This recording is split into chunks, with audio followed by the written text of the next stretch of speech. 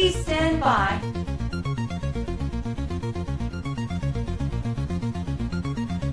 Loading.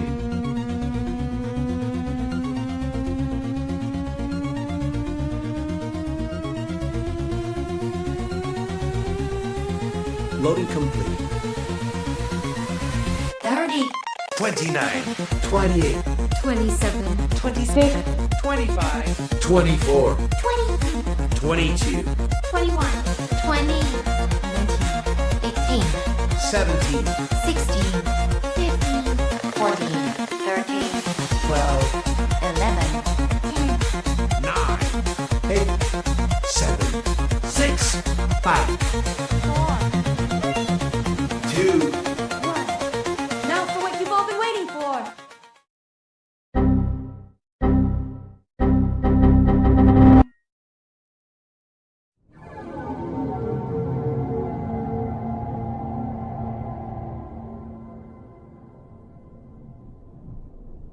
I'm sorry, Dave.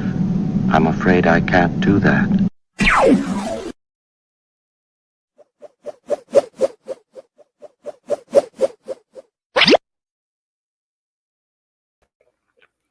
Good morning, good day, good evening, good night, good whatever it happens to be where you are, and hello to everyone who watches this in the future. Let's see what we can get out of this show tonight. Well, I guess I'll just get right into the song. Every morning, every evening, ain't we got fun? Not much money, yo, but honey, ain't we got fun? The rent's unpaid, dear, we having a buzz. Smiles are made, dear, for people like us. In the winter, in the summer, don't we have fun? Times are bumming, getting bummer, still we have fun. There's nothing sure, the rich get rich and the poor get poor. In the meantime, in between time, ain't we got fun? Tax collectors getting closer, still we have fun. Twins and cares, dear, come in pairs, dear, don't we have fun? We've only started, no, we're not downhearted. When I'm laid off, I'll be paid off, ain't we got fun? Landlord's mad and getting madder, ain't we got fun? Times are bad and getting badder, still we have fun. There's nothing sure, the rich get rich and the poor get poor. In the meantime, in between time, ain't we got fun? Well, I hope we have fun tonight. I got some things lined up here. Working on a couple of parody songs. I won't be able to perform them to the standard as I have in my head, unfortunately. I'm just not in the right range for the songs, but you'll have to kind of use your imaginations a little bit. I was trying to see if I can get Suno to maybe create a good knockoff, but it denied me. I'm guessing it doesn't like the prompt parody, so I'll just have to try playing around with that a little bit later and see what I can get out of it. And my bad for forgetting to put the radio broadcast from last week up onto the channel.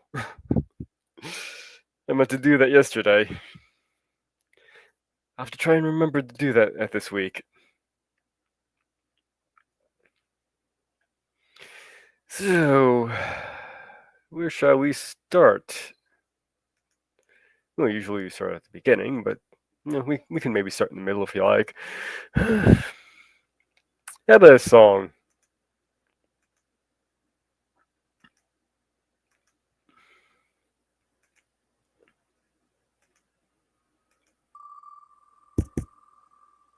Make sure my microphone's working.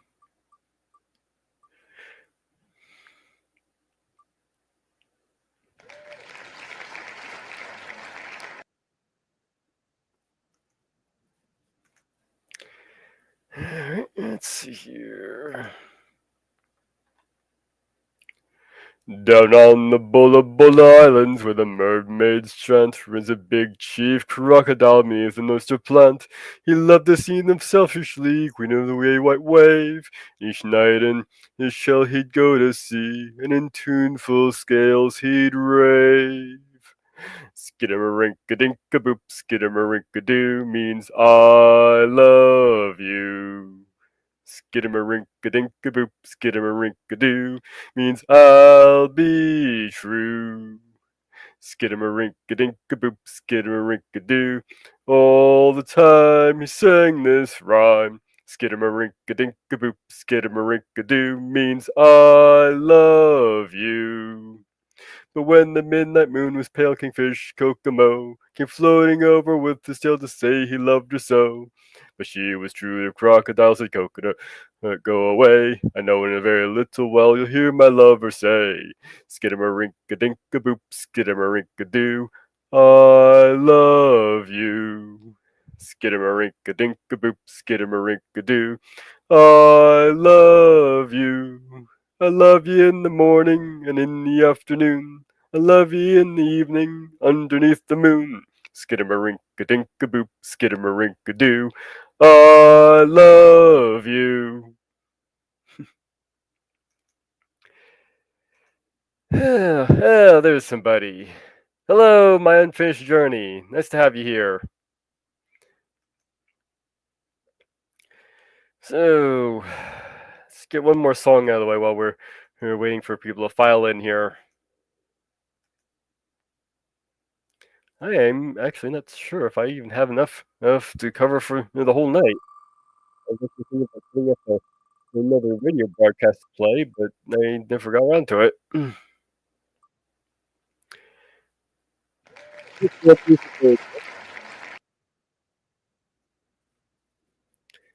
Let's see, yeah, where is it? There it is. You must have been a beautiful baby. You must have been a wonderful child. When you were only starting to go to kindergarten, I bet you drove the little boys wild. And when it came to winning blue ribbons, you must have shown the other kids how. I can see the judge's eyes as they handed you the prize. You must have made the cutest bow. Oh, you must have been a beautiful baby, 'cause baby, look at you now.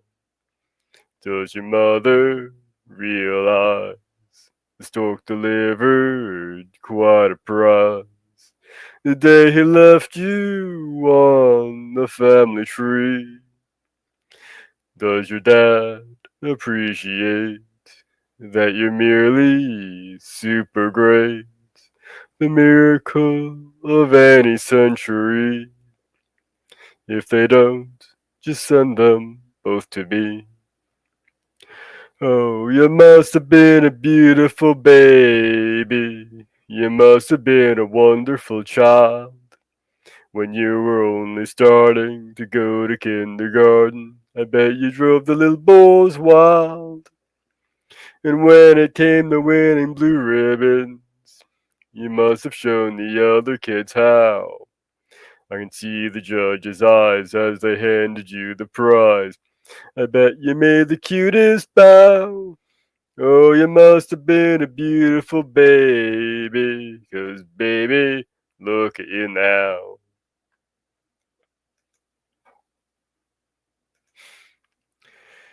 Oh. So, what do I have first up here?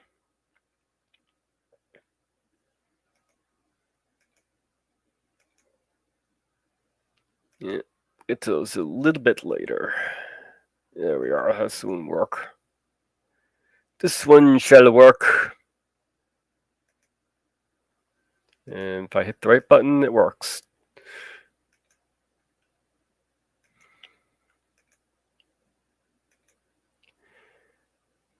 There we are. Real photographer B, he's out. Robot in AI art competition. Miles astray, his photo of a pink flamingo who on a shore was disqualified after it was selected for an award meant for an AI generated images. And there's the image right there. Yes, that is a real flamingo sitting there. They're all curled up.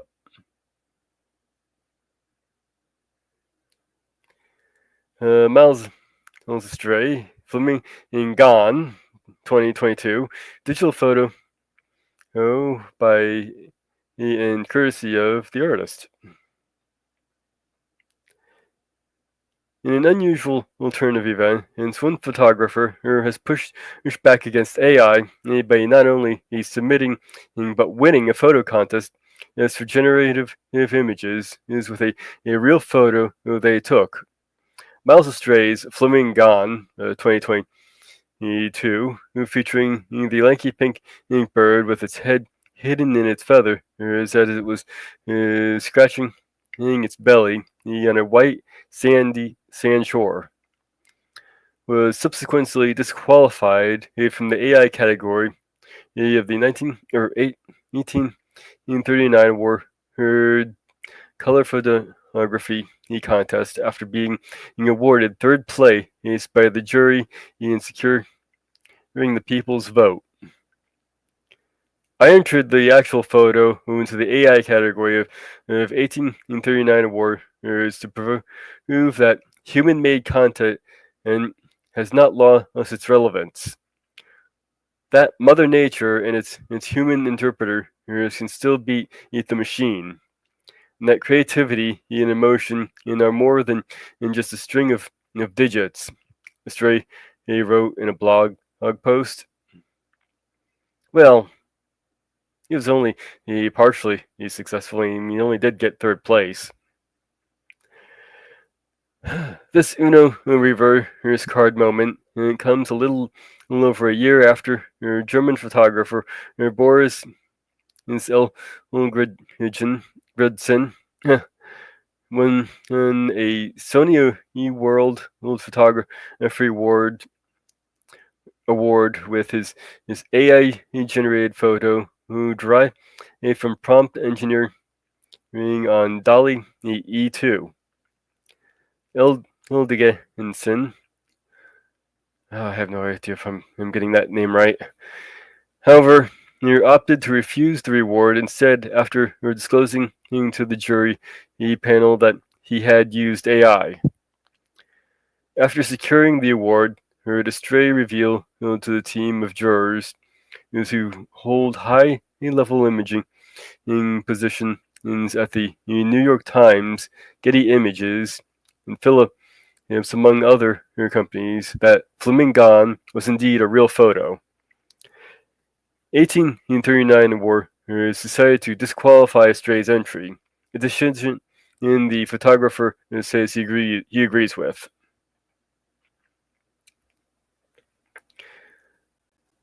Let me start by saying we fully appreciate the powerful message Miles relayed with his submission into the AI category. He said Lily Fierman, the co-founder and director of Creative Resource Collective, the company that manages 1839 awards, and among other photography content, in an email to Hyperallergic. We agree that it is an important, relevant, and timely statement. But Fierman and the team agree that it wasn't unfair to the other contestants whose submission abided by the rules, noting that we understand that his submission was the point, but we don't want to prevent other artists from their shot at winning in the AI category.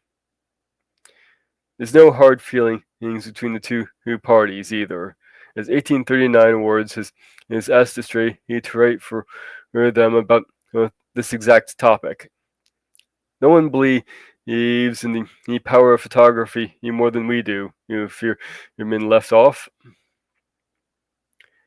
Recounting the experience to Hyperallergic, Astray said Flamingon was the perfect shot for hammering in the point because the scene is so unreal and for such a simple, natural reason. A flamingo scratching its belly.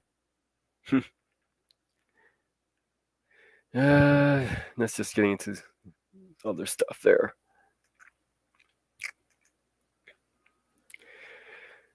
So, AI can still beat out, or real photographer can still beat out AI. Strike that, reverse it.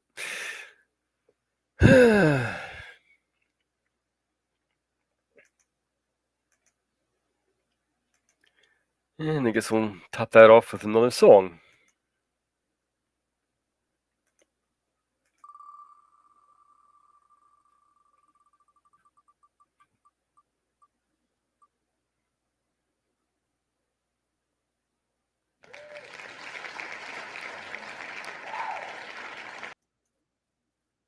And release.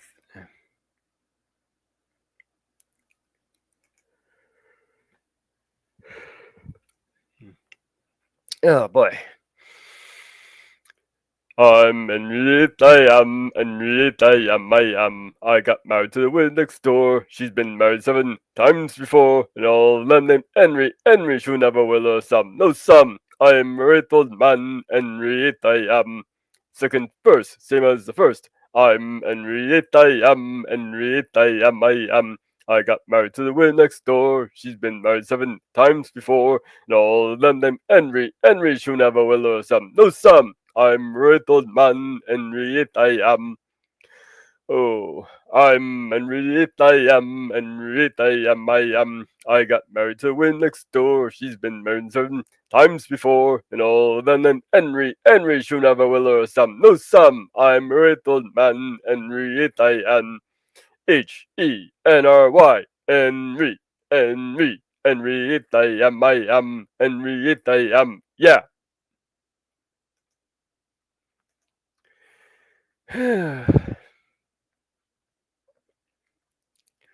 And what else we got on the wheel?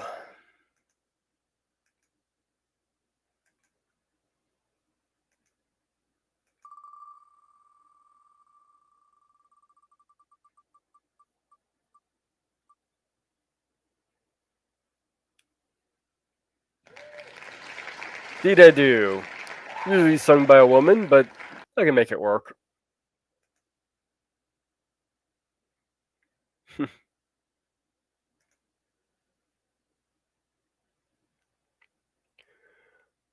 I was so blue till you came along, just to make my life a wonderful song.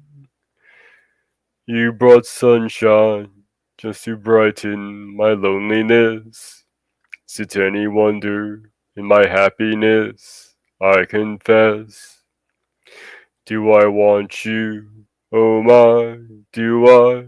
Honey, did I do? Do I need you? Oh my, do I? Honey, did I do? I'm glad that I'm the one who found you. That's why I'm always hanging around you. Do I love you? Oh my, do I? Honey, did I do? There are lots of others that I have met.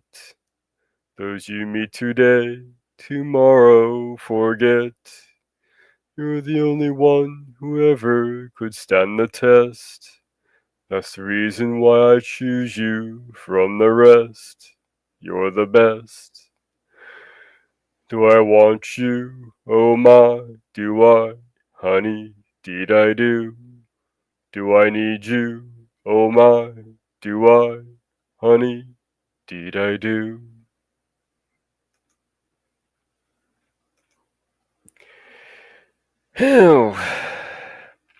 What else we got here?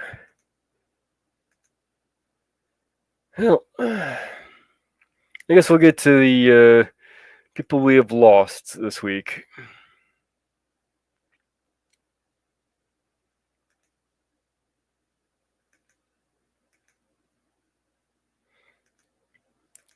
First up, Lonnie Anderson, actor who starred in the smart as a receptionist in WKRP in Cincinnati. And was married to Burt Reynolds for 6 years. The actor, Lonnie Anderson,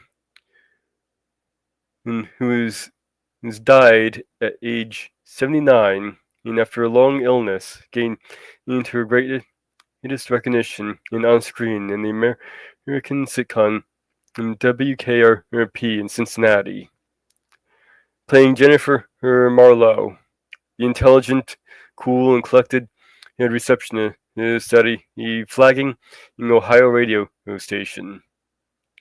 Hugh Wilson, the former Atlanta advertising executive who created the program, which ran for four series.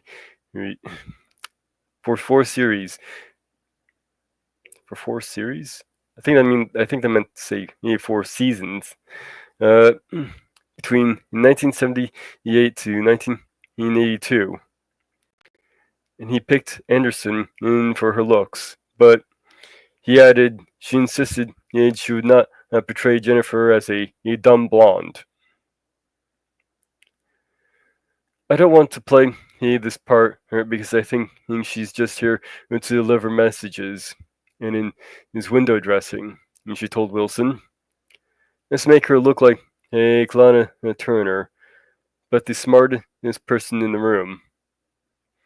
Wilson also made the receptionist the station's highest paid employee, who refuses to make coffee, take dictation, or type letters. Isn't that kind of part of the job description of being a receptionist? Anyway, I think women loved the fact that I was sexy and smart. Anderson said in 2011, I know it sounds crazy to people today, but in 1978, when we came on, not many women were doing both in comedy. Jennifer, a model of calm and efficiency, is surrounded by incompetence, and was most often seen deflecting unwanted business calls for Arthur Big Guy Carlson, played by Gordon Jump. The station's bumbling general manager, and the attention of Herb Tarlek, Frank Bonner. Yeah, boy, I almost wanted to say something else there. The boorish sales manager, Anderson's performance earned her nominations for 2 Emmy Awards and 3 Golden Globes. She continued the image of an empowered woman, albeit a slightly naive one, with the role of Pembroke McPhee, a marketing and PR guru, in the 1983 film Stroker Ace. That's not a suggestive name. Which starred Burt Reynolds as an arrogant racing driver. The action comedy was deemed a flop by the public and critics, leading Reynolds to say that it was responsible for his career nosediving. The off-screen romance between Anderson and Reynolds led in 1988 to their marriage. Her third. They couldn't hold down marriage, could they? The ceremony in a purpose-built chapel at Reynolds' Florida ranch was top secret, although pictures were released of Anderson wearing a canary yellow 7 carat diamond ring. If I can speak today. I feel like Cinderella, she said. I married Prince Charming. But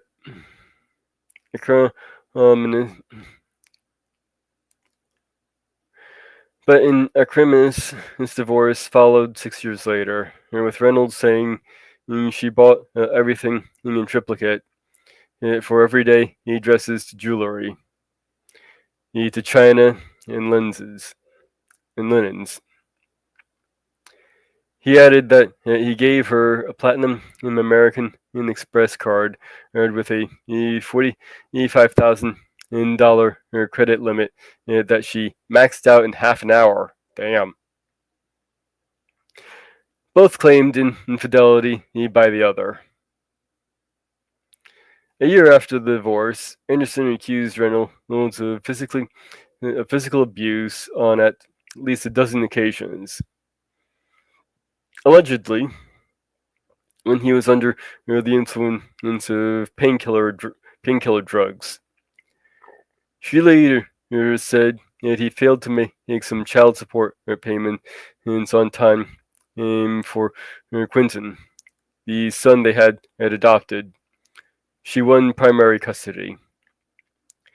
In 2015, he wrote a critique for $154,520 as a final settlement. Talk about your warts and all obituary. Despite the apparent bitterness, when Reynolds died in 2018, Anderson acknowledged him as a big part of my life for 12 years. Said that she and Quentin will miss him and his great laugh.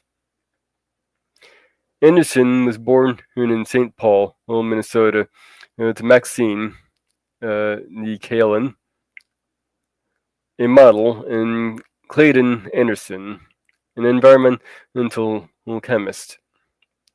She grew up nearby in Roseville, where she attended at Alexander Ramsey High School and won beauty pageants. She studied art in Minnesota University and married Bruce Hasselberg in 1964. Her divorce 2 years later tied in with her acting debut, uncredited in the film Nevada Smith, a Western starring Steve McQueen. While earning a living as a high school teacher, she gained experience performing with community theater groups around Minnesota and Minneapolis in the early 1970s. She played Ethel, the eldest daughter, in Fiddler on the Roof, and secured the leading role of Billy Dawn in Garson and Kanan's play Born Yesterday by donning a blonde wig over her natural dark hair. Would you have cast me if you knew I wasn't a blonde? She asked the director after earning a standing ovation on her first night and taking the wig off.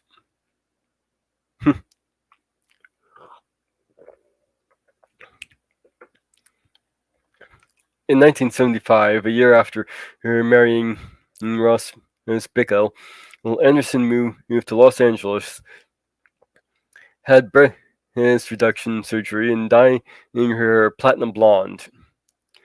The lighter my hair got, the more work I got, she said. Her early TV roles were small, one-off parts in popular series such as SWAT, The Invisible Man, Harry O, The Policewoman, all 1975, The Bob Newhart Show in 1977, The Incredible Hulk and Three's Company, both 1978. Halfway through WKRP in Cincinnati, Anderson took the title role in the TV movie The J. Mansfield Story, 1980, with a then an unknown Arnold Schwarzenegger as the Hollywood star's second husband, Mickey Hergety, a bodybuilder. That's something I didn't know about Arnold Schwarzenegger. Her television career continued as Sidney Kovac and Partners in Crime in 1984, titled 50-50 Outside of the U.S. A series teaming her and Linda Carter, her as widow, was running a detective agency formerly owned by the murdered man, and who had been husband to both of them. Anderson was back in sitcom to play L.K. McGurry, a rich widow in a Beverly Hills mansion in East Easy Street from 1986 to 1987. Before her reprising the role of Jennifer Marlowe for two episodes in 1991 and 1992 of the new WKRP in Cincinnati. She played Terry Carson, who tried to gain revenge on a judge when her daughter fails to win a beauty pageant. The fourth series of the soap Melrose Place in 1996 and continued to pop up on television in guest roles until she was cast as Frances Francis, a cocktail drinking mother in another sitcom, My Sister Is So Gay, in 2016 to 2020. Anderson's marriage to Bickle ended in divorce in 1981, and she married for a fourth time to Bob Fleck in 2008. He survives her along with Quentin and a daughter, Debra, from her first marriage. Lily E.K. Anderson, actor born the 5th of August, 1945, died the 3rd of August in 2025.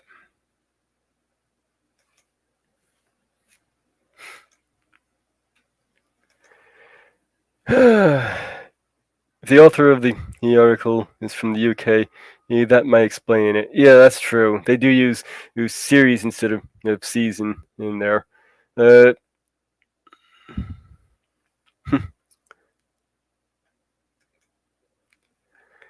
we do have one other person to cover. Not so much a movie star celebrity, but definitely somebody who's earned his rightful place of fame.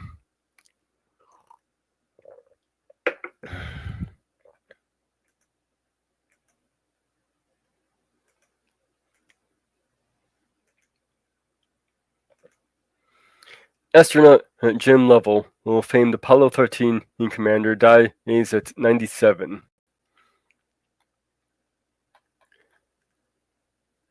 Lovell was also the first astronaut to go to space 4 times and part of the Apollo 8 crew, the first launch on the Saturn V rocket and first to orbit the moon. Astronaut Jim Lovell, best known as the commander of the near tragic Apollo 13 mission into the moon, and died Thursday in Illinois. He was 97. Lovell was a veteran in 4 space flights: Gemini 7, Gemini 12, Apollo 8, and Apollo 13.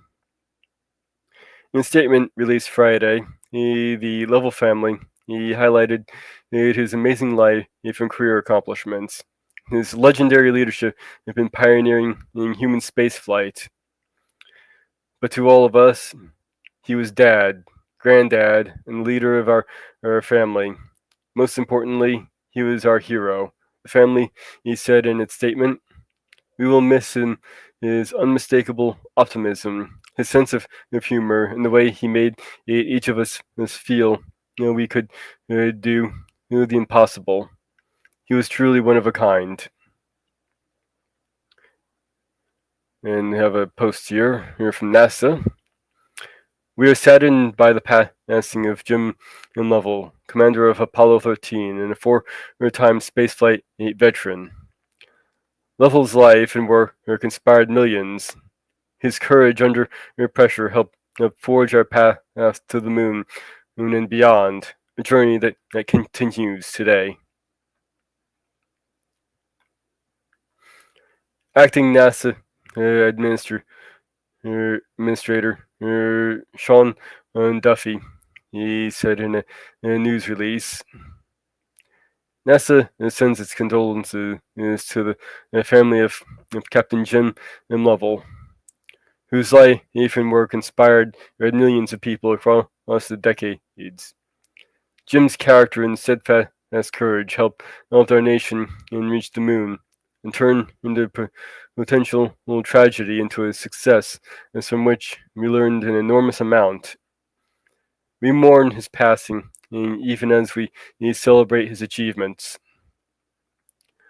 Lovell was selected to join NASA in 1962 as part of the agency's second round of astronauts. A group that included Neil Armstrong, Charles P. Conrad, John Young, and others that were nicknamed the Next Nine. Lovell's first two space flights, Gemini 7 and Gemini 12, were designed to demonstrate how humans could live in weightlessness, and to set rendezvous using docking technology that would be essential for subsequent space station operations. Lovell next circled the moon on the Apollo 8 mission in 1968, but it was his fourth and final space flight that brought him the most fame. Apollo 13 launched into space on April 11th, 1970, on a mission that was intended to be NASA's third moon landing. Yeah, we've been to the moon more than once. But 55 hours, 55 minutes and 4 seconds into the flight, disaster struck. One of the spacecraft's oxygen tanks exploded, causing another to fail, while as Lovell and his two crew members, Jack Swigert and Fred Hayes, were about 200,000 miles from Earth. It was Swigert who initially radioed the infamous message to NASA's mission in control. Okay, Houston, we have a problem here. When asked to repeat, Lovell followed up. Houston, we've had a problem. We've had a main in Biba under vault. Over the next 3 days, NASA engineers and mission controllers executed a harrowing rescue that was lauded as one of the agency's finest achievements. The explosion crippled the command and module, and the astronauts faced an extreme shortage of water and electrical power, along with dangerously high levels of carbon dioxide. After about 6 days in space, the Apollo 13 crew splashed down safely in the Pacific Ocean. The mission came to be known as a successful failure. One that demonstrated the ingenuity and tenacity of the agency's engineering and astronauts. Lovell won praise for his steady leadership throughout the flight. As commander of the Apollo 13 mission, and his calm strength under pressure helped return the crew safely to Earth, and demonstrated the quick thinking and innovation that informed future NASA missions. Duffy said it in the statement. The mission had receded into history until 1995, when Lovell was betrayed by Tom Hanks in Apollo 13, a movie capturing the danger and drama of the mission. The movie would make Lovell's name among the most recognizable of astronauts, arguably the only behind Armstrong and John Glenn. Hank posted to Instagram on Friday offering a parting message for Lovell. There are people who dare, who dream, and who lead others to the places is we would not go on our own. Jim Lovell, who for a long while had gone farther into space and for longer than any other person of our planet, was that kind of guy. His many voyages around Earth and on to so very close to the moon and were not made for riches or celebrity, but because such challenges as those are what fuels the core of being alive. And who better than Jim Lovell to make those voyages? On this night of a full moon, he passes on to the heavens, to the cosmos, to the stars. Godspeed you on this next voyage, Jim Lovell. Signed, Tom Hanks. Lovell was born on March 25th, 1928, in Cleveland. He graduated from the U.S. Naval Academy in 1952 and went on to log more than 7,000 hours of flying time. Over the course of 4 spaceflights, Lovell spent 715 hours in orbit. He retired from the agency in 1973. In a 2020 interview with the Today Show, Lovell reflected on the milestones of his life, as an aviator and astronaut. I think I'm very fortunate, he said. I think that I have lived a life that if I had a chance to live all over again, even though if I knew what the consequences would be and the chances of coming back, were not unknown and at the time, I would do it. And I have a correction here. August 8th, 2025, I have 6:30 p.m. A previous version of the article misstated the year, yet Jim Lovell graduated from the Naval Academy. And, okay, so it's just a little correction on there.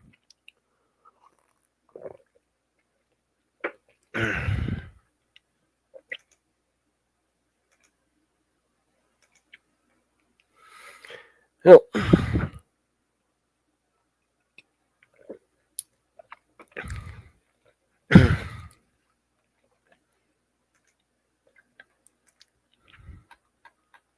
as I take a sip of my Tullamore Dew whiskey, I think I shall do the parting glass. Of all the money that e'er I had, I spent it in good company, and all the harm I've ever done, alas, it was to none but me, and all I've done, or for want of wit, to memory now I can't recall. So fill to me the parting glass.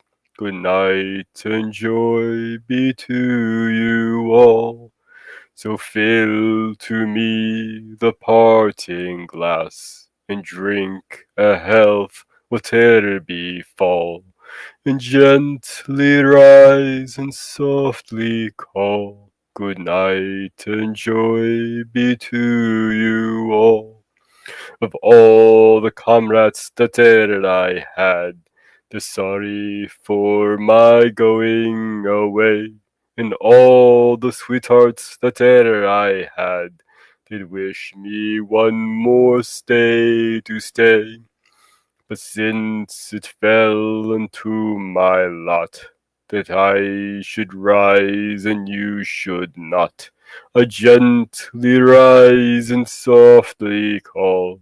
Good night and joy be to you all.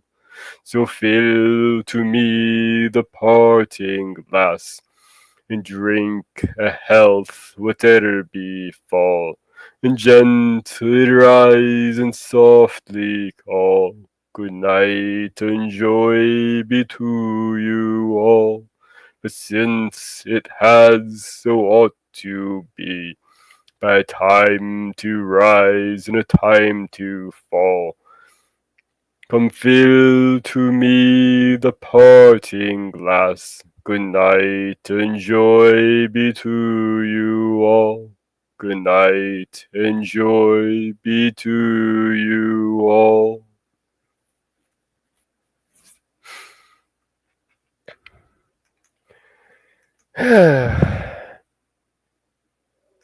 Yeah, we really did lose a legend in that one.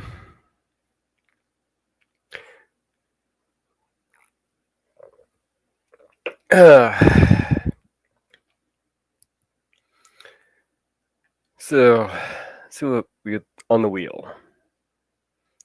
Actually, on second thought, I have a new song I haven't done on this channel before. Well, I can't say it's a new song, but it's definitely an old song, but I haven't done it before. It's probably going to go into the wheel. My Bunny Lies Over the Ocean. The origins of this song are somewhat uncertain, but here we go. My Bunny lies over the ocean. My Bunny lies over the sea. My Bunny lies over the ocean. Oh, bring back my Bonnie to me. Bring back, oh, bring back my Bonnie to me, to me. Bring back, oh, bring back my Bonnie to me. Oh, blow you winds over the ocean. Oh, blow the winds over the sea. Oh, blow the winds over the ocean, and bring back my Bonnie to me.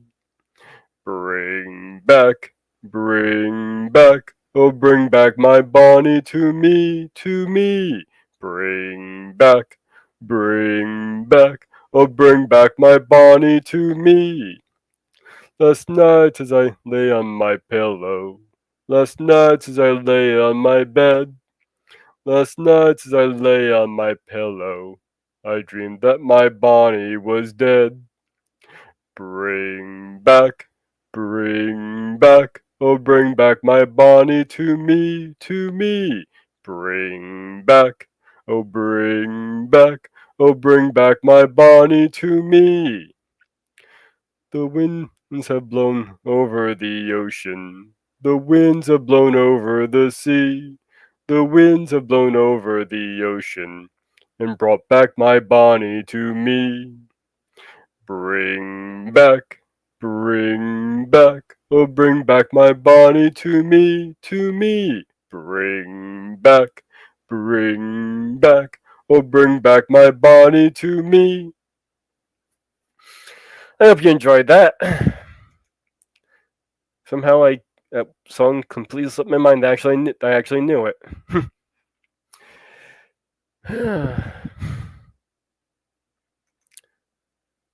So,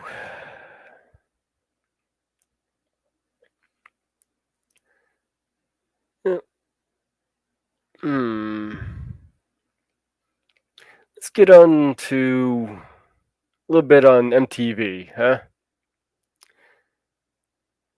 Launched in August 1st, 1981, it just recently celebrated its 40th anniversary. It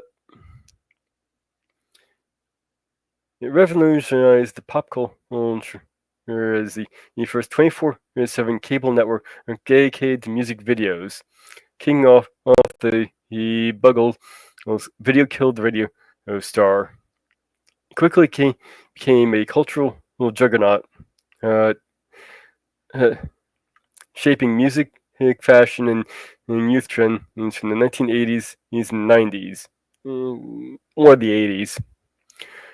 By promoting artists like Michael Jackson, in whose Thriller video who helped MTV recover from its initial $50 million loss, supposed its first quarter profit in 1984. Over time, MTV shifted from music videos to reality TV and scripted programming, which is kind of where it started going downhill. Though like Beavis and Butthead in Jersey Shore, reflecting in changing views and viewer preferences. Yeah, you notice how a lot of these places that did just one thing really well started diversifying and ended up becoming kind of craptacular. And we saw that with the Sci-Fi Channel. To an extent, we saw that a little bit with the Cartoon Network as well. Uh, while it was no longer focused on and heavily while it's no longer focused heavily on music, its early influence on the music industry and visual media remains is undeniable. Financial specifics like total revenue or budget for MTV as a network are not typically reported like films, but its parent company Turner around and from heavy losses to profitable scores, its commercial impact.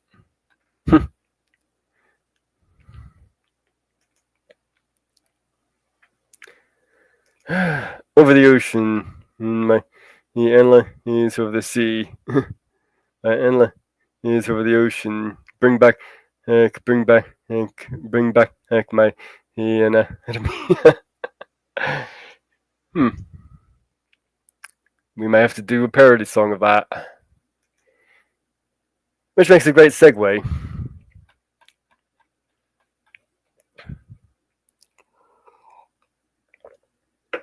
Yes, I managed to do one in Perry's song.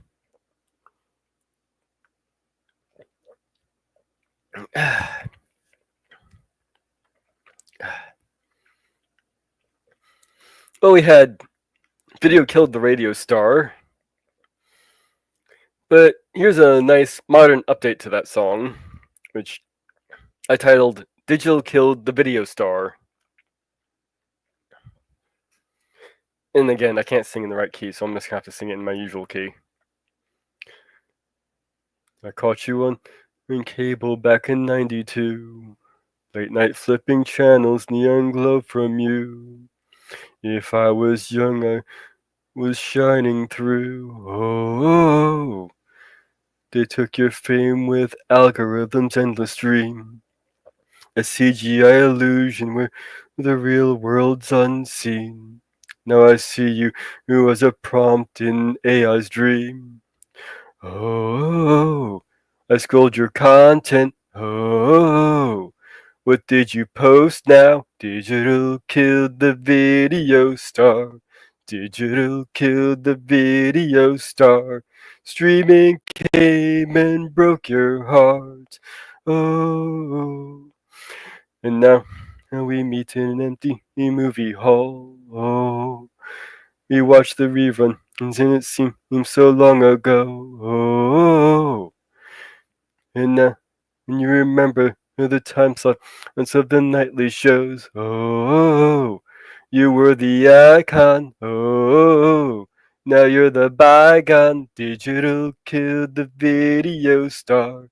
Digital killed the video star. In my feed and on my phone. It's all online, the past is gone. Streaming came and broke your heart. Put it all on demand. You are the video star. You are the video star. You are. Digital killed the video star. Digital killed the video star. Digital killed the video star. I know, not exactly great. And I just don't have the range for that song, unfortunately. So you just have to use your imagination if you want to go check out of the song. You can find it on YouTube and listen to it and put my lyrics to it. So, oh, and we also have some facts we can read about MTV. Let's see here. The first video, in fact, the artsy British band Bungle was little known in the United States at the time. And they go to launch MTV thanks to the prolifically titled song "Video Killed the Radio Star," who has 11 Academy Award nominations for films such as Inception, The Dark Knight, and The Lion King, and from which he won an Oscar. The film composer Hans Zimmerman. Let's see what else we got here. You want to know what? What?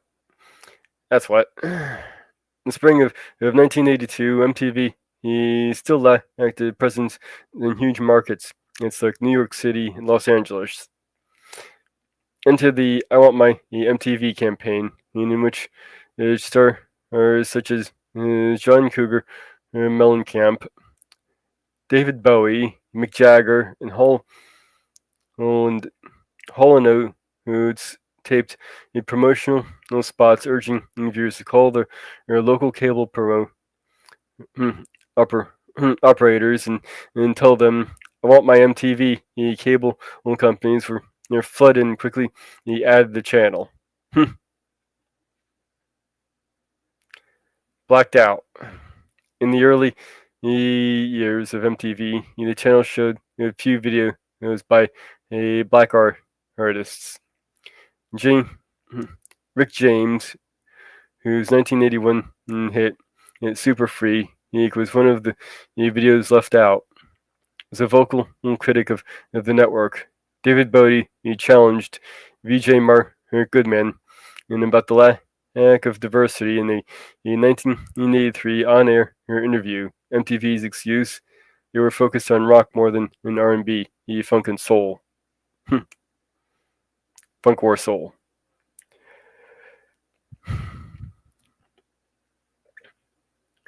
Where it started.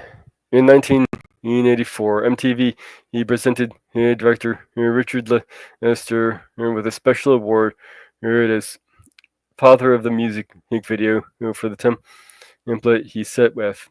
The Beatles, A Hard Day's Night, in 1964, and Help a year later. Look at how Lester filmed Can't Buy Me Love in the first Ticket to Ride in the second. It's clear the influence he and the Beatles had on music video. Personally, I would have started with that bit of trivia.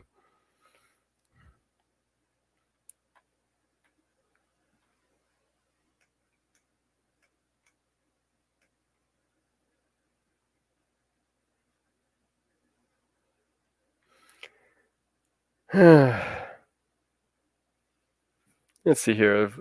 How old is this here? Let's see. They'd be 44 now, actually. My sources were wrong. Damn it.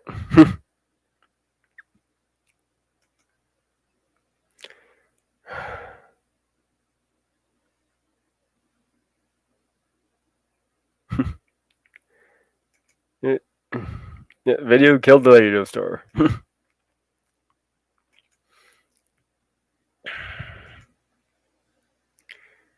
Well, see what we got in that wheel.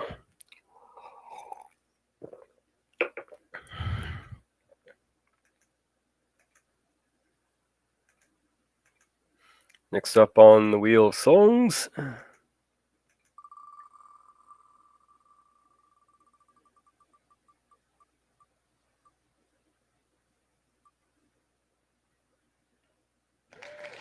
Human with light brown hair.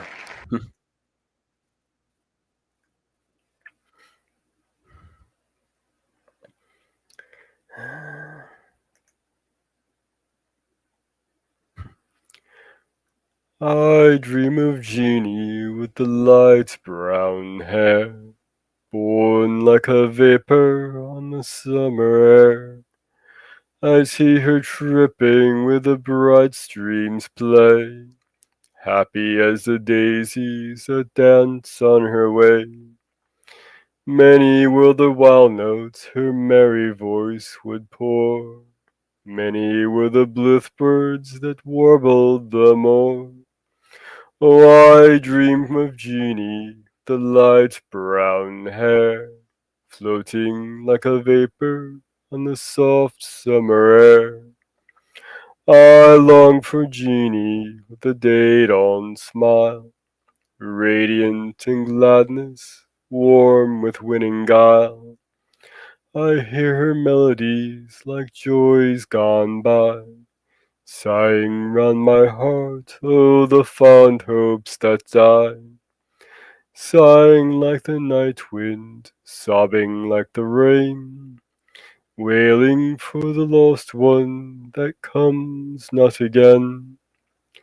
Oh, I long for Jeannie, and my heart bows low, never more to find her where the bright waters flow.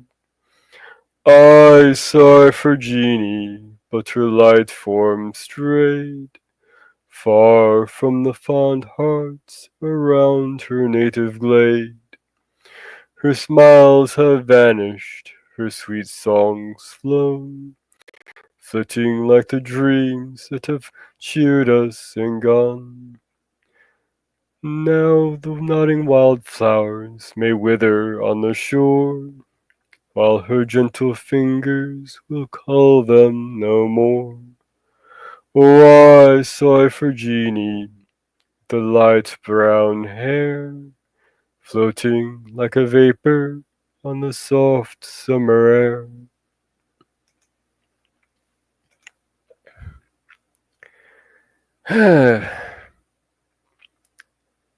Yeah, let's move on to next thing, huh?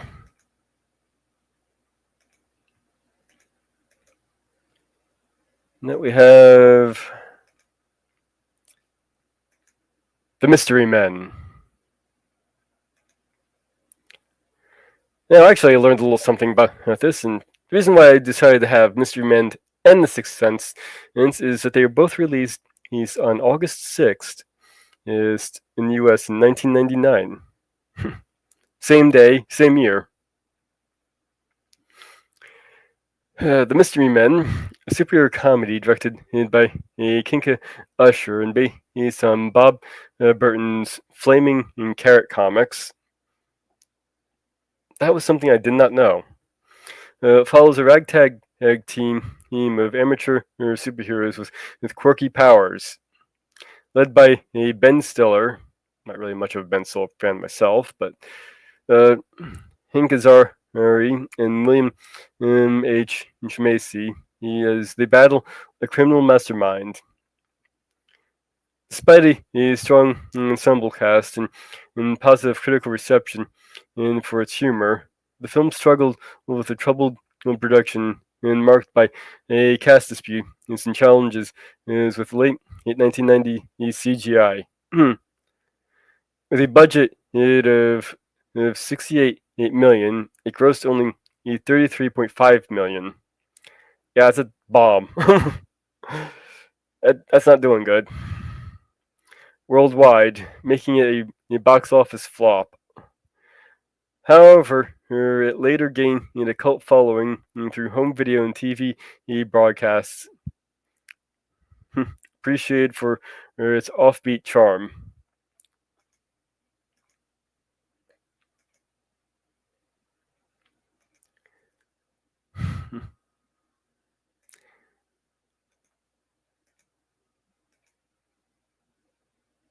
So we'll go over here, and this gets into a little bit of what the comic book that was based on. So we have the Shoveler, Mr. Furious. This is a goofy group of characters, or should I say, characters. Okay, I'll go sit in the corner. The shoveler. Let's see, known powers. The shoveler wields a sentient shovel, which speaks in sort of semi-Shakespearean style. The shovel is a deadly weapon in his hands.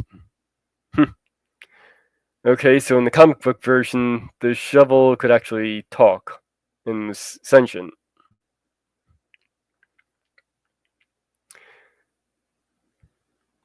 Let's see, we have a character named Jackpot, which I don't think appeared in the movie.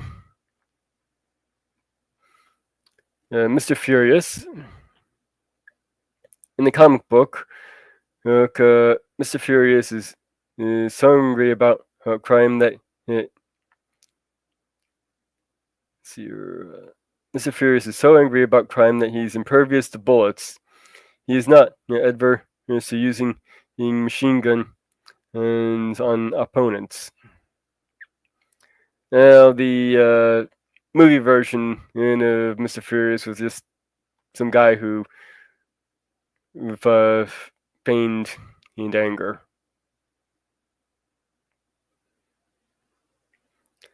Mr. Movie version, Mr. Furious claims to have superhuman strength when he loses his temper. Much of the time he is lying, but on at least one occasion he did demonstrate some level of increased his potency when enraged. Screwball. Again, I don't think this character appeared in the movie. Captain Attack.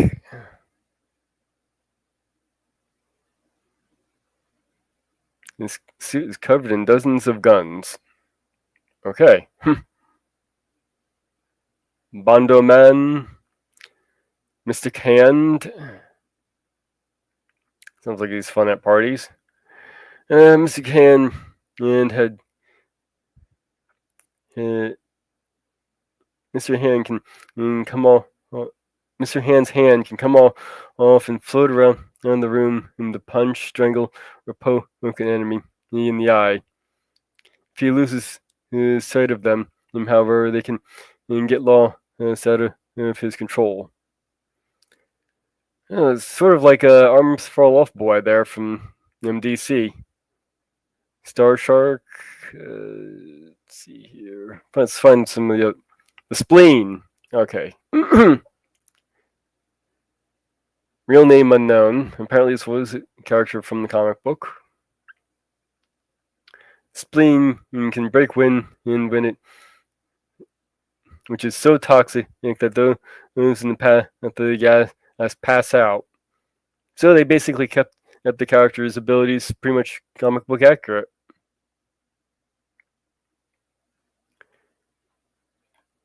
And it would seem the Bowler was a movie the original.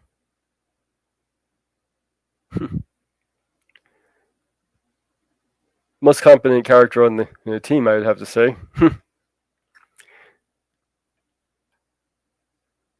did like the whole skull and the bowling ball theme. And apparently Blue Russia was also original to the movie as well.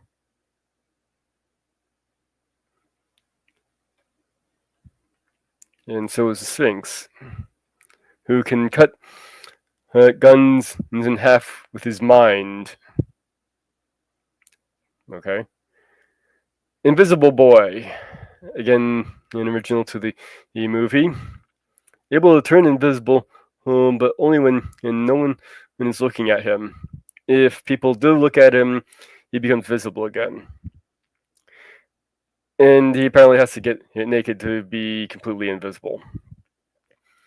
Now, in the movie, he does use this to at least some effect when he has to get around I think it was a laser or a sensor on the bad guy's door that would trigger some kind of weapon. So he basically just becomes invisible, walks through the laser, and flips off the device. At which point he says, "Look, I did it." Everybody turns around, looks at him, and he's staying there butt ass naked. And Doc Keller, our technic assistant from the movie.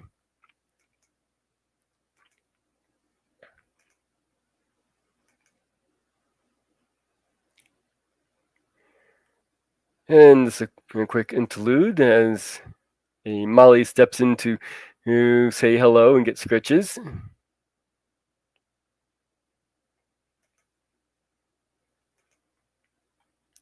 Let's see here. That'll be a good one. Yeah, here we are.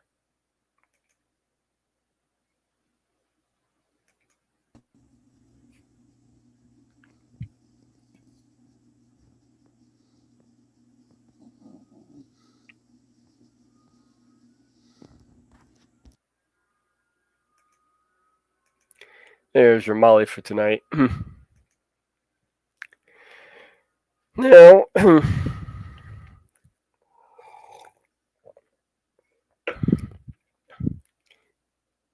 yes, bad puns and jokes get sauce. Now, I had a parody song of the song Smash Mouth's All Star that was prominent in the movie, or was a driving force of the movie. I heard this back when I was 19, and my immature 19-year-old mind turned the song into "Hey Now You're a Porn Star." So I decided to work out the entire lyrics for that, being that I'm still an immature 45-year-old. Somebody once told me this world is gonna hold me, I might as well film it instead. She was looking kind of hot with her finger in her slot and goo dripping off her forehead. Well, the man started coming, notes started coming, and finger himself and juices running. And don't make sense, but the scene was fun. Moves get slick, but the lines get dumb. So much to do, so much to see. What's going on in the back seat? You never know if you don't blow. Never sign if you don't show. Hey now, you're a porn star. Get your clothes off, get laid. Hey now, you're a porn star. Get your rocks off, get paid. All that glistening splooge in your hair on your boobs. It's hot on set, they say it gets hotter. Yeah, she's all dolled up now.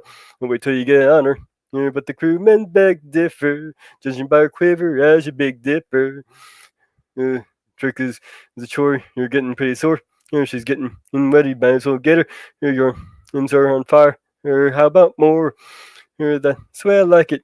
We'll never get bored. Hey now, you're a porn star. Get your clothes off, get laid. Hey now, you're a porn star. Get your rocks off, get paid. All that glistening splooge in your hair on your boobs. Go for the money shot. Go for the money shot. Go for the money shot. Go for the money shot. Hey now, you're a porn star. Get your clothes off, get laid. Hey now, you're a porn star. Your rocks off, get paid. All that glistening splooge in your hair on your boobs.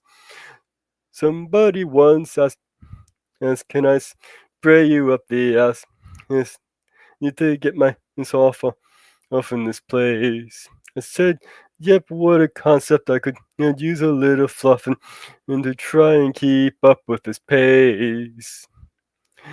Well, the men start coming and don't stop coming, and finger yourself in the juices run, and didn't make sense. The scene was fun, and you moves get sucked, but the lines get dumb. And so much to do, so much to see. What's going on in the backseat? You'll never know if you don't blow. You'll never shine if you don't show. Hey now, you're a porn star. Get your clothes off, get laid. Hey now, you're a porn star. Get your rocks off, get paid. All that glistening splooge in your hair on your boobs. All that glistening splooge in your hair on your boobs. And hopefully I sung that bad enough, for now, tune enough, for YouTube not to get me for parody songs. Though They'll probably still get me for the lyrics. Yes, I can just feel that little yellow sign appearing on this thing as I speak.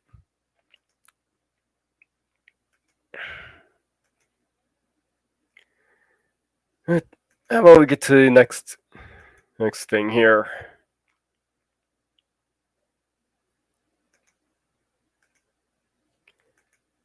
The Sixth Sense. Sixth Sense, a psychological thriller written and directed by M. Night Shyamalan. Or I've also heard his name mockingly called Shamalama Ding Dong. I'm not sure if he really deserves it, but let's face it, most of his stuff hasn't been really that great. Stars Bruce Willis as a child protagonist working with a boy, Cole Sears. There's Haley Joel Olsen, who claims to see dead people, culminating in a legendary twist ending in the film's critical acclaim, driven in by its suspension in the performance, fueled with massive word of mouth success. Made it on a $40 million budget, it grossed $672.8 million worldwide, becoming the second highest grossing film in 1999 and behind Star Wars Episode 1 and The Phantom Menace. Well, seeing as Mystery Men was up against Sixth Sense and Star Wars, no wonder it bombed. Its cultural impact, including 6 Oscar nominations, cemented Shyamalan's reputation and made it a horror box office phenomenon.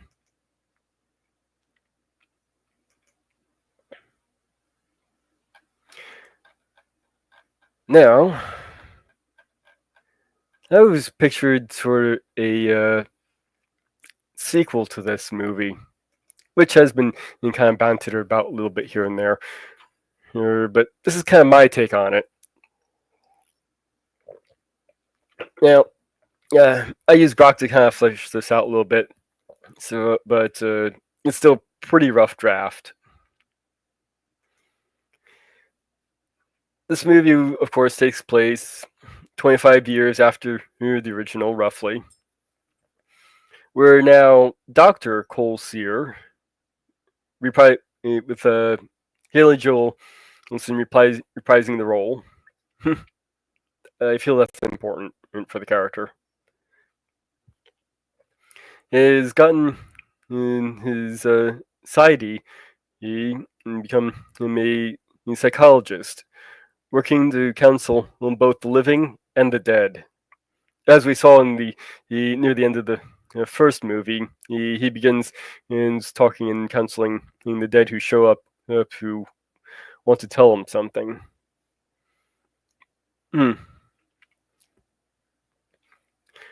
The movie opens with him sitting in his office, speaking to Miss Thompson, a grieving widow. But who's missing her husband. From Cole's perspective, her husband is standing right next to her.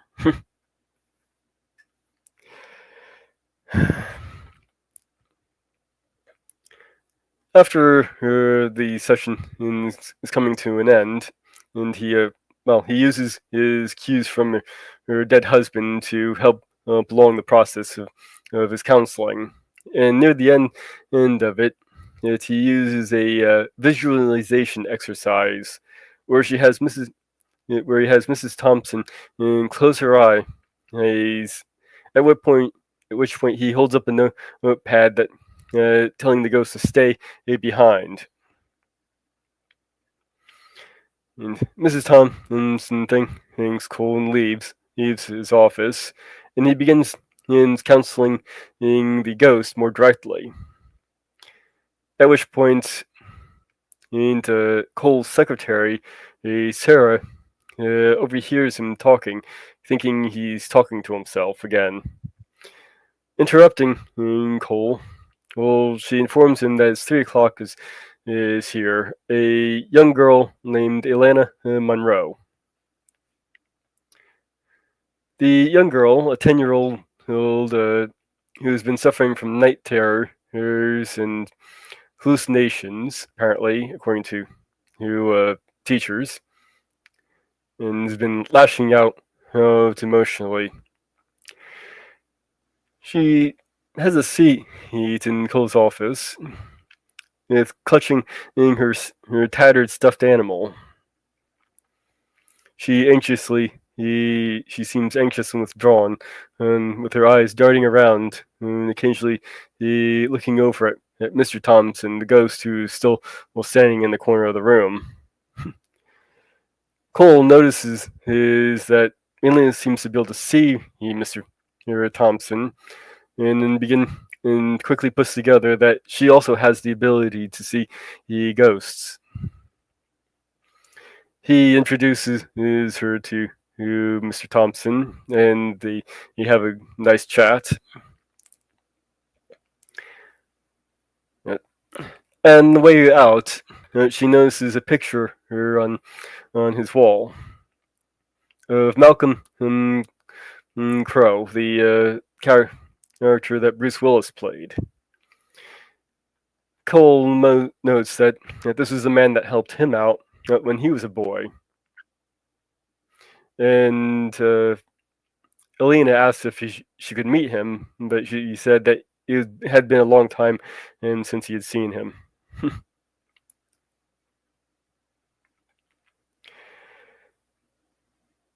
Returning home, we see a little bit of Elena's home life. A tattered, rather poorly kept apartment. Sitting in a reclining chair is Victor, her stepfather. They're watching TV. There was something not quite right about him, with his sunken dark eyes and bruises on his arms. He's yelling at Layla, Elena's mother, as she vacuums the house. Passing in front of him as he tries to watch the TV, he yells and curses at her for getting in the way. As she passes back in front of him, seemingly ignoring him, she turns the TV off and goes about her business, which enrages Victor,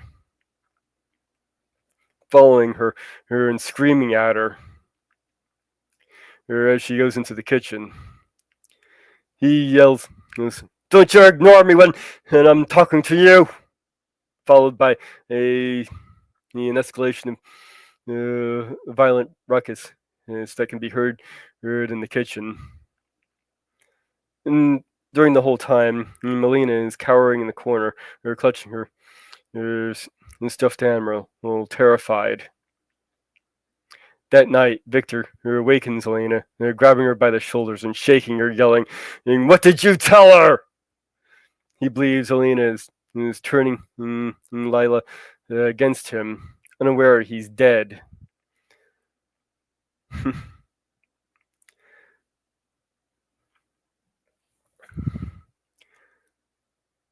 Cole, in the next meeting, shares his experiences referencing Malcolm's advice that the ghosts just want to tell you something, even the scary ones. Elena rejects this saying, "He just wants to hurt me. Not him. He just wants to hurt me." Cole is unsettled. In his 25 years of experience at this point, he's never dealt with a truly malevolent spirit before. He begins teaching Elena techniques to manage her fear and how to interact with the dead.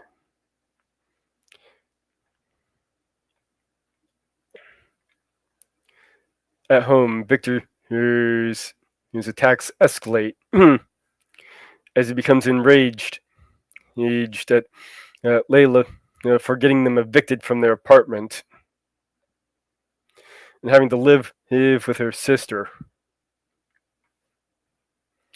He begins tearing apart the apartment, and as Elena leaves, he's with her aunt.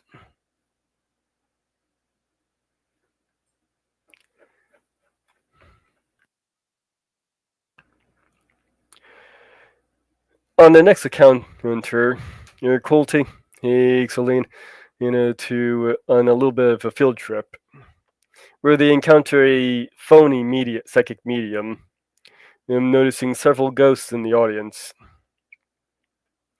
A kindly elderly woman seeking to deliver a locket to her grandchildren. A confused teenager who died in a car accident, and a grieving mother searching for her child. Cole and Elena help each ghost in turn and throughout the scenes.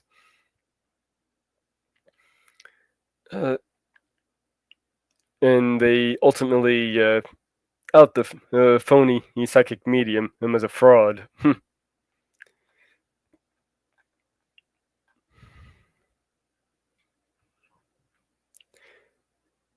Elena Elena tries to confront Victor with little success on her own. So, bringing Cole along, they decide to, after Cole did a little bit of research, which he decided to confront the malevolent spirit together. Speaking with the former landlord, they allow he allows them into the old apartment, now empty, where they confront Victor. Cole tries to convince Victor that he in fact died and shows him the autopsy report, revealing that he had died of a drug-induced heart attack. Something that Victor refuses to accept and becomes further enraged, harming Cole. Well, in the process, they continue to press the points and trying to get Victor to acknowledge his wrongdoings, things in life, but he refuses.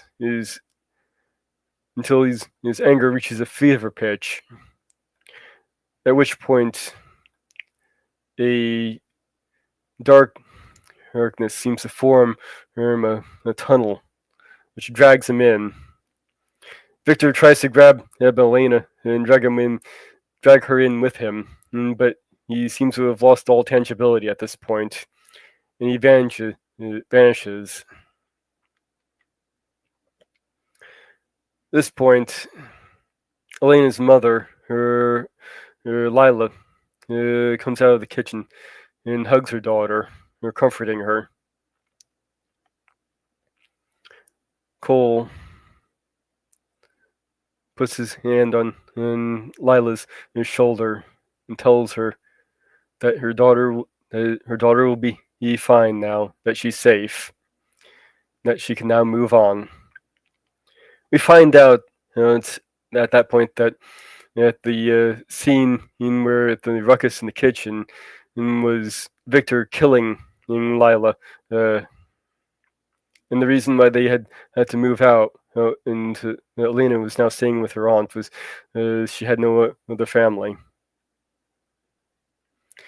And at that, Lila vanishes in a white flash.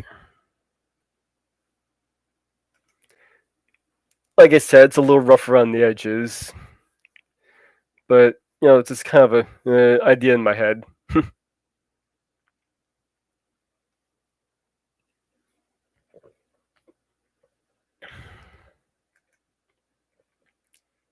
So I hope you like that. I thought that'd be a good one to go over.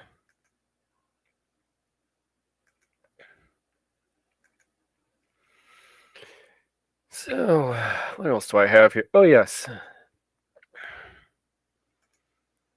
do have something else here. Let's get to a song. I wanted to break things up a little.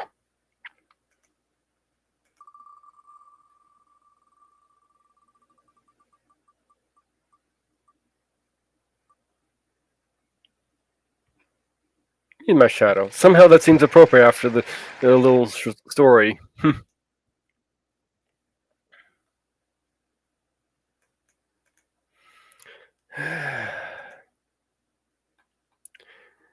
Me and my shadow strolling down the avenue. Me and my shadow, not a soul to tell our troubles to. And when it's 12 o'clock, we climb the stairs. We never knock, 'cause no one's there. Just me and my shadow, all alone and feeling blue.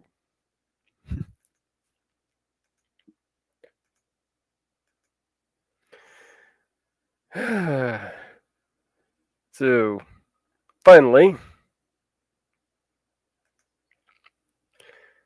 it seems we have reports that Gina Carano had gotten a settlement from Disney for being fired.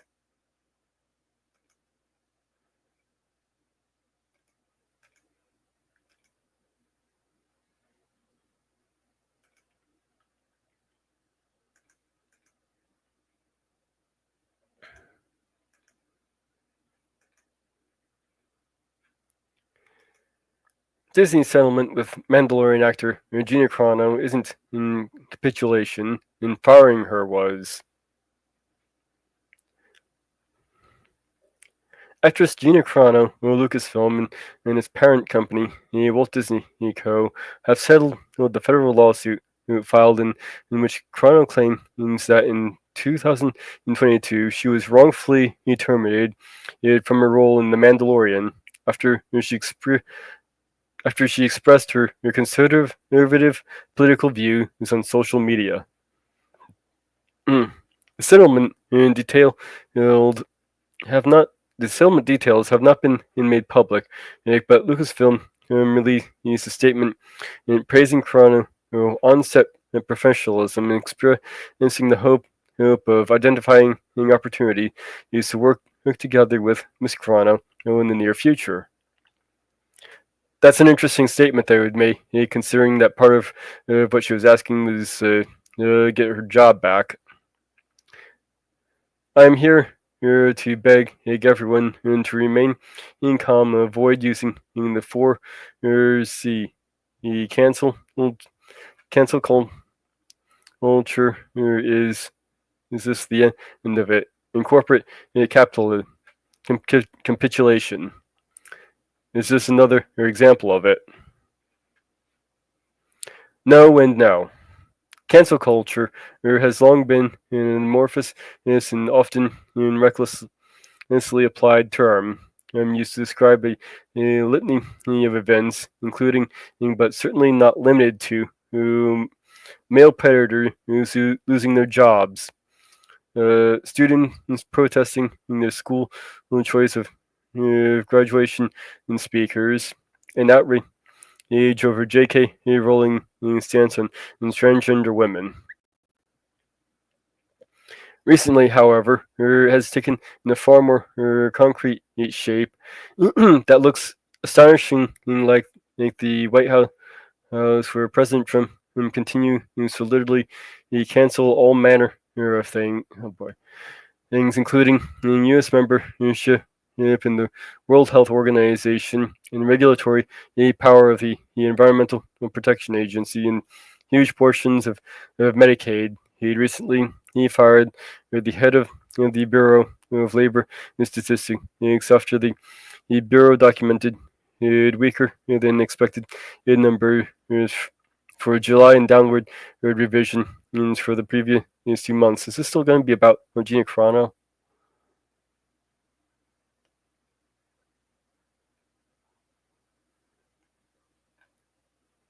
It looks like they just turned into a political rant. Let me see if I can find. Okay.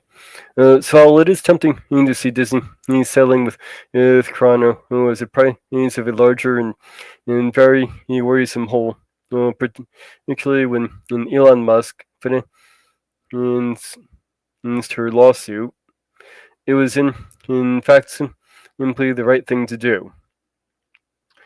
Chrono is a former mixed martial arts turned actor who has been vocal about her support for conservative causes and President Trump in 2020. She had caught some flack for posting beep bop boop in her pronouns in her Twitter bio. I'm going to talk about that a little bit in a bit here, which some took as her saying her way of mocking trans people. She denied this, changed her bio, and expressed support for the trans community. Actually, I think I'm going to talk about that right now since it's mentioned here. There was a lot of reports on this part. I happen to be watching this whole thing going down in real time here, so I kind of saw this happening in firsthand, and a lot of the reporters you hear may say that he put beep bop boop in her profile as mock pronouns, and then got attacked for having those mock pronouns. Not exactly. What happened was that she was attacked for not having any pronouns in her bio, as not showing support for the trans community. At which point, after repeatedly getting dunked on which might have been blown up further by AI bots, I'm not entirely certain about the whole thing there. But afterwards, she decided to do a mocking beep bop boop pronoun thing in her bio to mock the attack that she was getting, which just caused her to get attacked even more. And that's one of the things she's explaining here. They're mad because I won't put pronouns in my bio to show my support for trans lives. After months of harassing me in every way, I decided to put 3 very controversial words in my bio. Beep, bop, boop. I'm not against trans lives at all. They need to find less abuse of representation.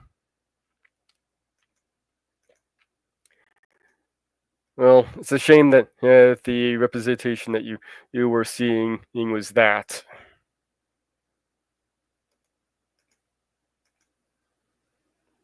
And here's another post by her.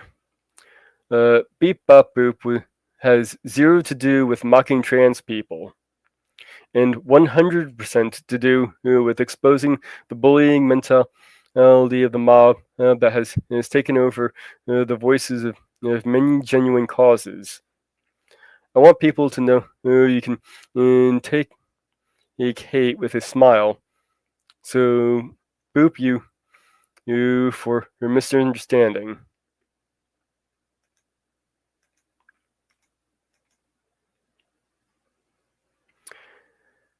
There were also posts that criticize masking policies, shutdowns during the early days of COVID-19 pandemic, as well as one call from an investigation into voter fraud after the 2020 election.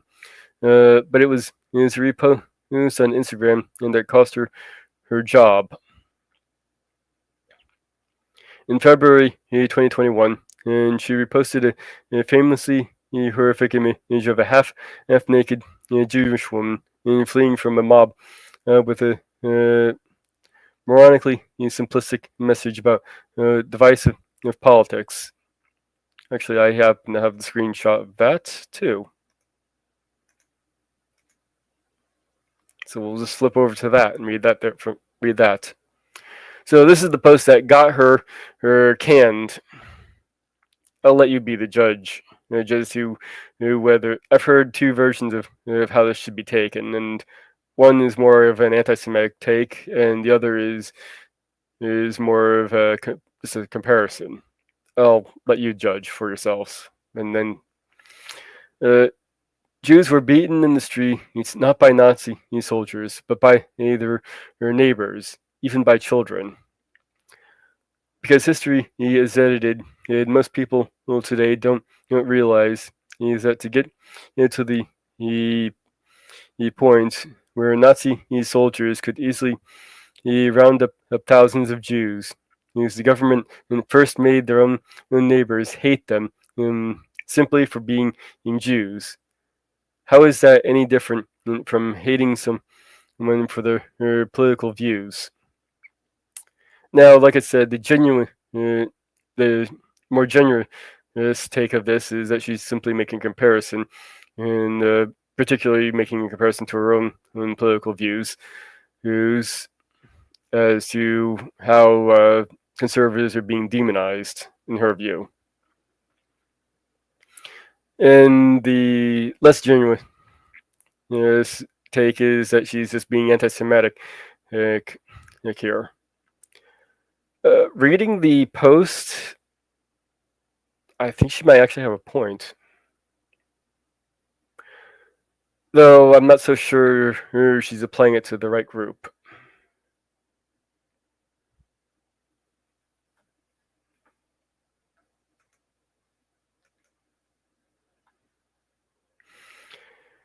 Let's see if there's anything else in here. Yeah, this is just more getting into politics, which I don't really want to get into.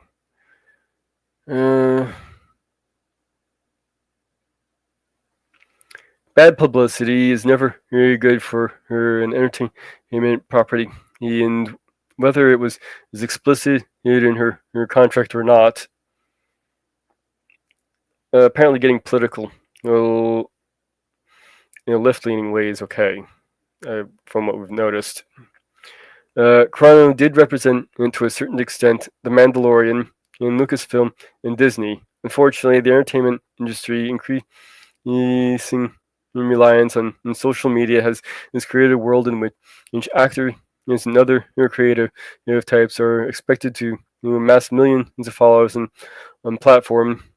And, hey, well, it's like digital killed the video star. That tend to reward the outspoken, outrageous over the thoughtful. Encouraged to reveal themselves most authentically.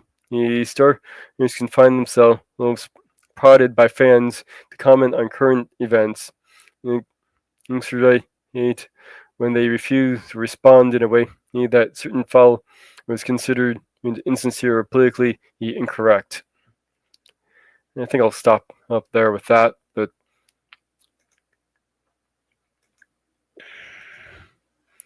you know what?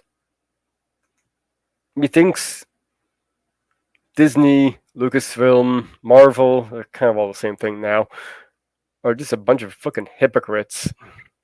Because behind the scenes means we have a lot of stories about how bigoted this company is.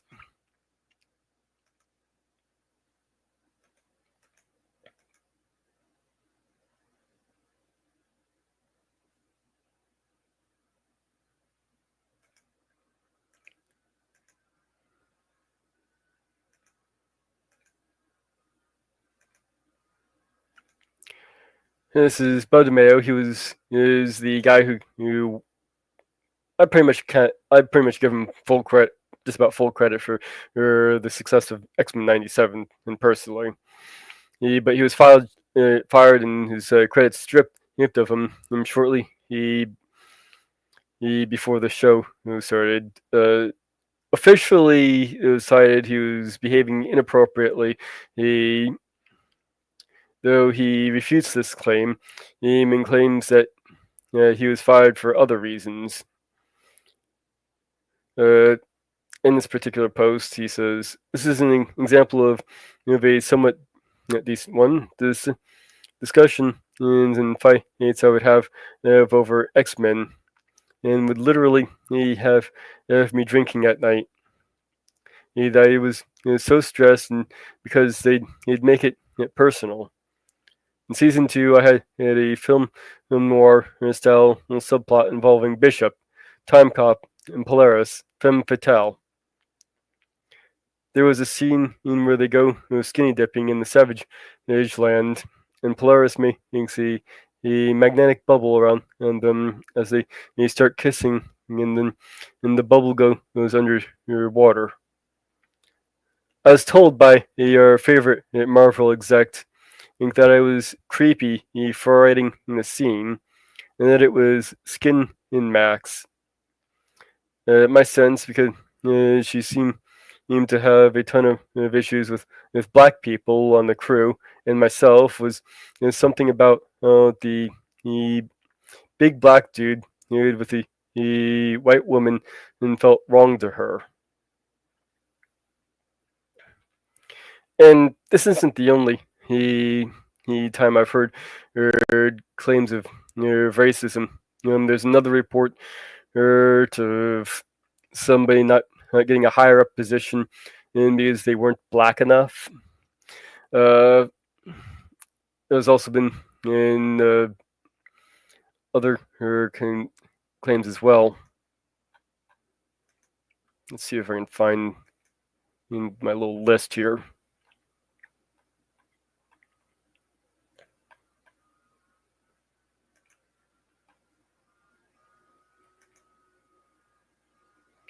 Here we are.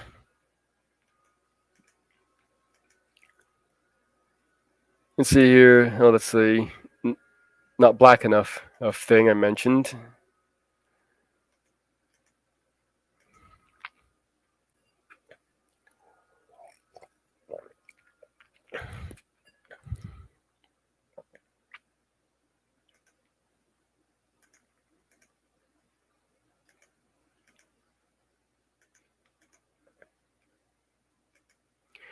Former Marvel exec sues Disney. He claims racial discrimination in promotion.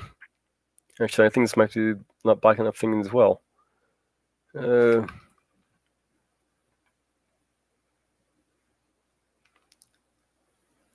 into, yeah, I think this might be it. That's another thing. Where is it? Here we are. Here's another thing. The class action in lawsuit from on Disney. Payment discrimination. 43.225 million Disney gender discrimination class action settlement. The Walt Disney co-agree to 43.225 million class action lawsuit settlement and to resolve claims it was violating California's Equal Pay Act by paying women less than men for similar work.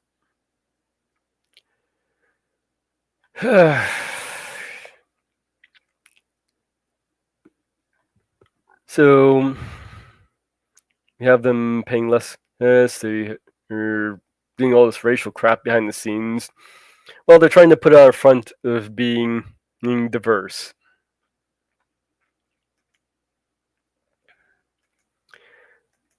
I really don't like using the term woke. It's been overused.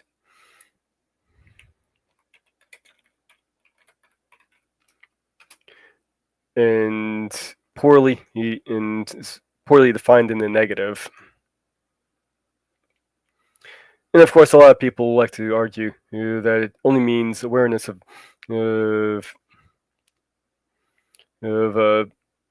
social issues.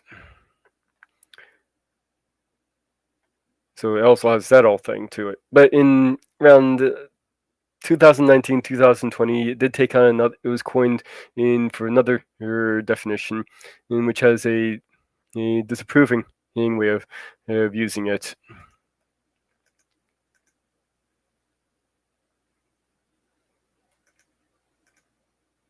And you can see that in Merriam-Webster here. Disapproving, politically liberal or progressive, as in matters of racial and social justice, especially in a way that is considered unreasonable or extreme. I would also, from speaking to people who have used the term, would also add an insincere to that. Now, I do think there are issues with this definition here, seeing as what's considered to be unreasonable or extreme. I mean, someone might see anything left of center as unreasonable or extreme. So it's very arbitrary, and I think is what probably largely has led it to being used and abused in so much. But if we consider that to be to also add in the insincere aspect to it, then we could probably say what Disney has been doing, being in the front and is woke.